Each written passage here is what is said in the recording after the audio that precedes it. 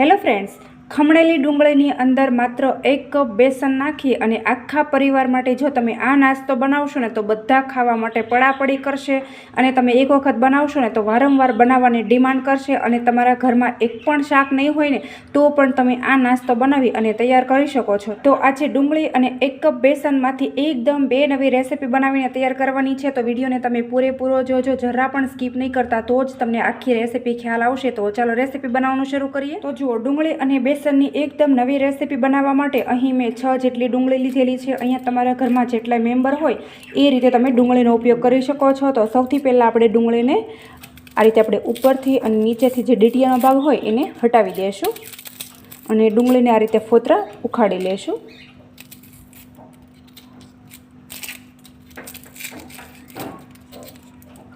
તો આ રીતે આપણે બધી ડુંગળીને ચોખ્ખી કરી લેશું।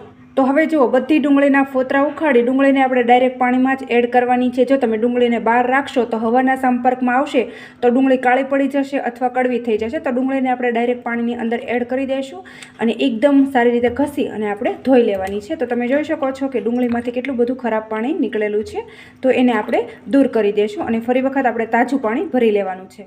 તો હવે જો ડુંગળીને મેં એકદમ સારી રીતે ધોઈ લીધેલી છે અને આ રીતે મોટા મિક્સિંગ બાઉલની અંદર પાણી ભરી ડુંગળીને મેં ડૂબાડૂબ રહે એ રીતે પાણી ભરેલું છે અને ફરી વખત અહીંયા આપણે એ જ મોટા મિક્સિંગ બાઉલની અંદર બીજું પાણી પણ તાજું ભરી લેવાનું છે। અને હવે ત્યાર પછી જો અહીંયા આપણે આ રીતની એક નાના કાણાવાળી ખમણી હોય એવી આપણે ખમણી લેશું અને ખમણીને આપણે ડાયરેક્ટ પાણીની અંદર રાખશું અને ડુંગળીને આપણે એકદમ સારી રીતે ખમણી લેવાની છે। તો આ રીતે ડુંગળીનું જે છીણ છે એ ડાયરેક્ટ પાણીની અંદર જાય એ રીતે આપણે ડુંગળીને ખમણવાની છે। તો હવે આપણે ખમણી લેશું। તો જો અહીંયા તમે જોઈ શકો છો કે જેવી આપણે ડુંગળી ખમણીએ એટલે એકદમ નાનું આની અંદર ખમણ થઈ જાય છે। બસ આ રીતે આપણે ડુંગળીને ખમણી લેશું। હવે બધી ડુંગળીને આપણે આ રીતે ખમણી લેશું। તો હવે જુઓ, અહીંયા મેં બધી ડુંગળીનું એકદમ સારી રીતે ઝીણું ખમણ કરી લીધું છે અને મેં ડાયરેક્ટ પાણીની અંદર જ એડ કરેલું છે। જો તમે બહાર રાખીને ખમણ કરશો તો આંખો પણ બળશે અને ડુંગળી કડવી પણ થઈ જશે, એટલે આ રીતે આપણે ડાયરેક્ટ પાણીની અંદર જ ડુંગળીને ખમણવાની છે।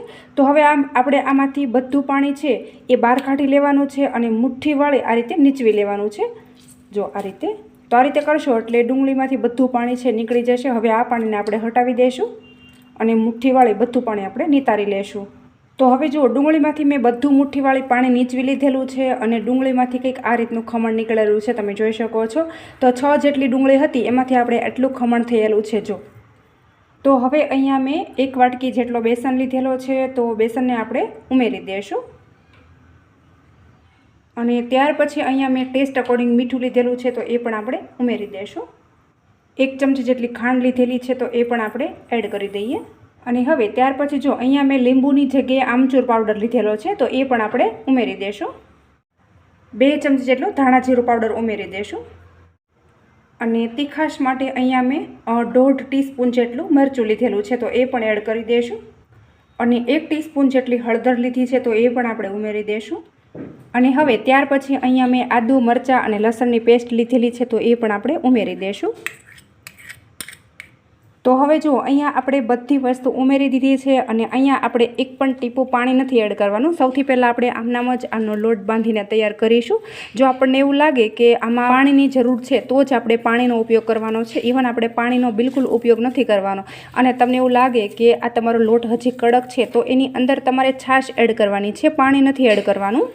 તો અહીંયા જુઓ, મને થોડું કડક લાગે છે તો મેં અહીંયા છાશ લીધેલી છે અને છાશ ઉમેરી આપણે આ જે મિશ્રણ છે એને પતલું પાડી લેવાનું છે। તો હું તમને આગળ બતાવું છું કે મેં મિશ્રણ છે એને કેટલું પતલું રાખેલું છે। તો હજી પણ આપણે એમાં થોડી છાશ એડ કરી દઈશું।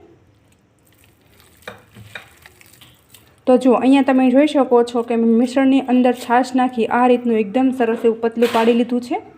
તો બસ આ રીતનું આપણું મિશ્રણ તૈયાર થઈ જાય ત્યાર પછી જો અહીંયા આપણે ખાવાના સોડા એટલે બેકિંગ સોડા જે આવે છે એ લેવાના છે અને આ રીતે આપણે ચમચીનો દાંડલો હોય એ આ રીતે ભરી અને ઉમેરી દઈશું, એટલે કે 1 ચપટી જેટલા આપણે સોડા એડ કરી દઈશું અને સોડા ઉપર આપણે થોડી ખાટી છાશ એડ કરી દઈશું એટલે એક્ટિવેટ થઈ જાય અને એકદમ સારી રીતે આપણે મિક્સ કરી લેવાનું છે। આ રીતે આપણે એક જ ડાયરેક્શનમાં આને ફેટવાનું છે।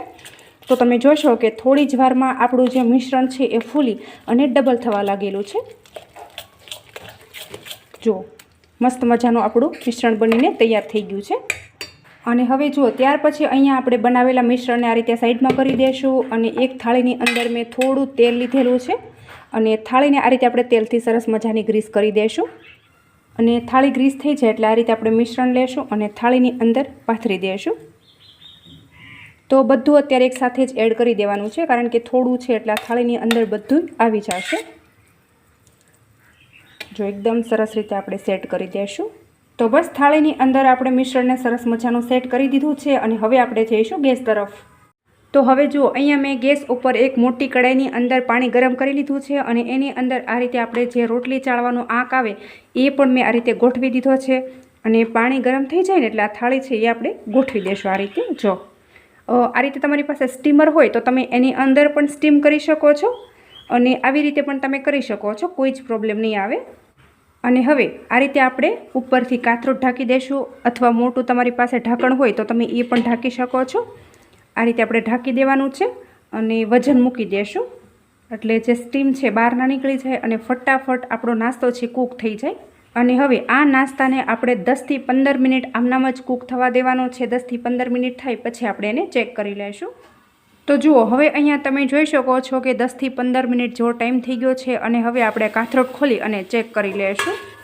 અને હવે અહીંયા મેં ગેસની ફ્લેમ છે બંધ કરી દીધી છે અને આપણો નાસ્તો છે કૂક થઈ ગયો છે કે નહીં ચેક કરવા માટે આ રીતનો આપણે એક કાંટો લેશું અને કાંટાની મદદથી આ રીતે આપણે જો ચેક કરતા જોઈએ તો આપણો મસ્ત મજાનો નાસ્તો છે એ કૂક થઈ ગયો છે। અને હવે આપણે આને નીચે ઉતારી લેશું અને ઠંડો થાય પછી આપણે પીસીસ કરીશું અને આમાંથી જ આપણે એક બીજી રેસીપી પણ બનાવીને રેડી કરવાની છે। તો વિડીયોને તમે પૂરેપૂરો જોજો।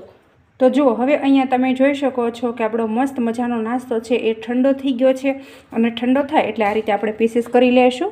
તો અહીંયા તમને મનગમતા પીસીસ તમે કરી શકો છો। તો અહીંયા હું સૌથી પહેલાં એકદમ નાના નાના પીસીસ કરીશ અને થોડાક છે એ આપણે મોટા પીસીસ કરીશું। તો બસ અડધી થાળીમાંથી આપણે નાના પીસીસ કરીશું અને અડધી થાળીમાં આપણે મોટા પીસીસ કરવાના છે। તો હવે જો હું તમને ખોલીને પણ બતાવી દઉં કે કેટલો મસ્ત મજાનો આપણો નાસ્તો છે કૂક થઈ ગયો છે। તો તમે જોઈ શકો છો કે જો વાવ, જોતાં જ ખાવાનું મન થઈ જાય એટલો બધો સરસ આપણો ટેસ્ટી નાસ્તો બની અને તૈયાર થઈ ગયો છે। તો આ રીતે હું તમને નાના પીસ પણ ખોલીને બતાવી દઈશ। તો જો તમે જોઈ શકો છો।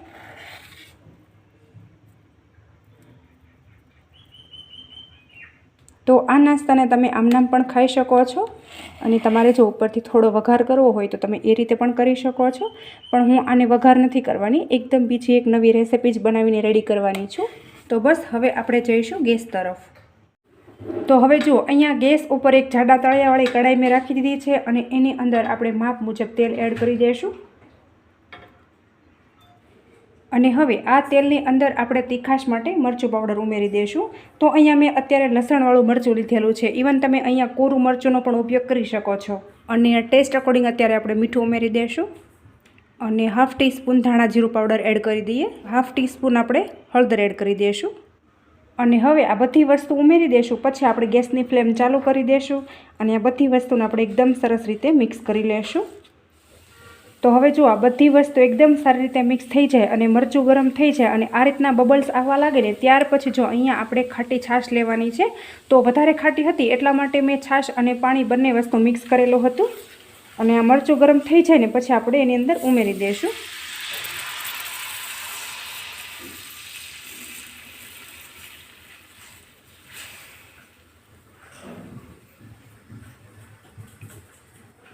અને હવે આને આપણે એકદમ સારી રીતે ઉકળી જવા દેવાનું છે। તો સૌથી પહેલાં આપણે આ રીતે ઢાંકણ બંધ કરી દઈશું અને 1-2 મિનિટ આપણે એકદમ સરસ રીતે આને ઉકળી જવા દઈશું। તો હવે જુઓ અહીંયા લગભગ 3 મિનિટ જેવો ટાઈમ થઈ ગયો છે અને હવે આપણે ઢાંકણ ખોલી લઈશું। તો અહીંયા જુઓ આપણો રસો એકદમ સરસ એવો ઉકળી ગયો છે અને હવે આપણે એની અંદર બનાવેલી વડી છે એ એડ કરી દઈશું,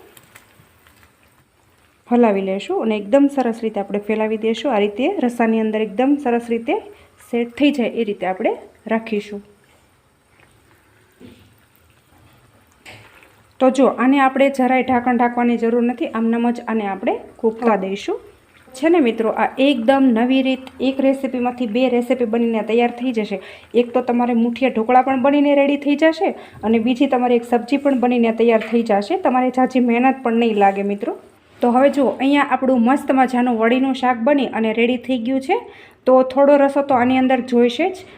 હવે આપણે ગેસની ફ્લેમ છે બંધ કરી દઈશું અને આને આપણે એક પ્લેટમાં સર્વ કરી દઈશું. તો જુઓ મિત્રો, તૈયાર છે એકદમ નવી ડુંગળી અને ચણાના લોટની બે એકદમ નવી રેસીપી. તો અહીંયા તમે જોઈ શકો છો કે એક મેં સબ્જી બનાવીને તૈયાર કરી છે અને બીજા મેં આ રીતે આપણે મુઠિયા ઢોકળા આવે એ રીતના મેં રાખેલા છે.